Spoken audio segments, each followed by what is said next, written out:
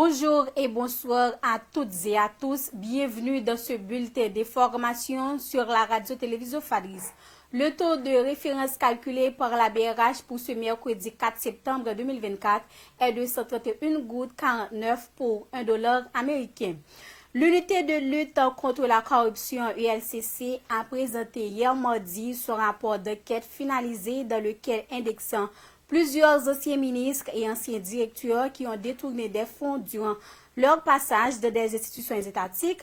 En effet, l'ULCC recommande à la justice de mettre l'action publique en mouvement contre Maître Aviol Florent pour enrichissement illicite et fausse déclaration de patrimoine pour la période durant laquelle il occupait les fonctions de ministre de la planification et de la coopération externe. D'autres personnalités ont été également indicées dans le rapport de l'ULCC, dont l'ex-directrice administrative du Service national de gestion des résidus solides, SNGRS, le directeur général Germain Polémon, accusé de détournement de biens publics. Plus de 22 millions de gouttes ont été détournés à l'électricité d'Haïti entre janvier 2021 à janvier 2022, a révélé le rapport d'enquête de l'ULCC.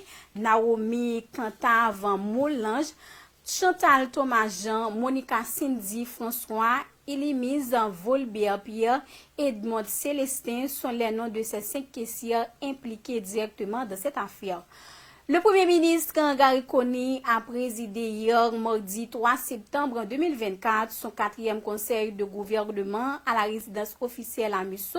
Les discussions ont été statuées sur certaines décisions importantes à prendre dans le cadre du rétablissement de la sécurité dans le pays.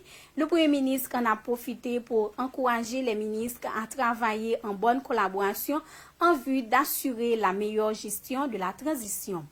Dans une note de presse rendue publique en date de 3 septembre 2024, la communication de l'électricité d'Haïti, EDH, informe que la production électrique de l'institution réduite à zéro depuis le lundi 2 septembre 2024.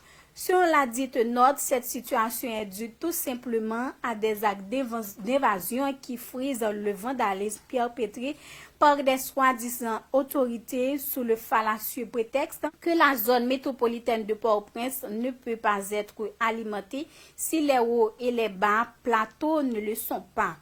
À l'échelle internationale, l'ancien président américain et candidat républicain à la Maison-Blanche, Donald Trump, a informé ce mardi qu'il plaiderait non coupable des nouvelles accusations liées à l'assaut du Capitole en janvier 2021.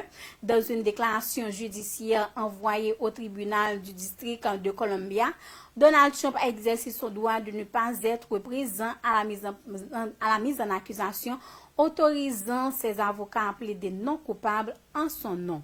Des dizaines de dirigeants et délégations africaines sont arrivés en Chine pour participer au 9e Forum Chine-Afrique du 4 au 6 septembre dédié à l'approfondissement des liens avec le continent.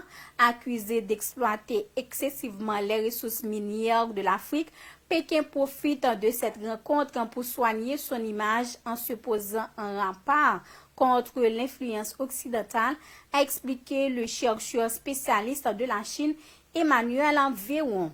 En Ukraine, au moins 6 responsables politiques ukrainiens de des ministres ont présenté leur démission mardi 3 septembre et un conseil présidentiel a été limogé.